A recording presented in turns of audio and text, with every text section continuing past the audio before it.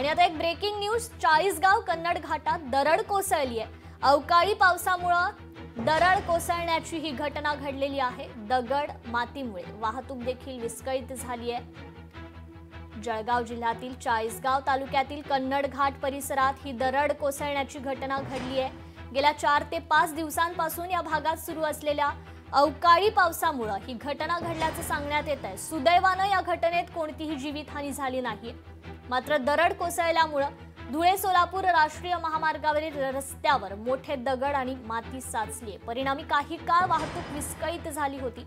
चाळीसगावकडून पुढे जाणाऱ्या घाटाच्या पहिल्या वळणावर ही दरड कोसळली होती, तर राष्ट्रीय महामार्ग पोलिसांनी तत्काळ घटनास्थळी धाव घेत दगड माती हटवलेली आहे आणि काही वेळातच आता रस्ता वाहतुकीकरता मोकळा करण्यात आलाय। प्रवाशांनी कन्नड घाटातून प्रवास करताना सतर्कता बाळगावी असं आवाहन आता पोलीस प्रशासनाकडून करण्यात आलंय।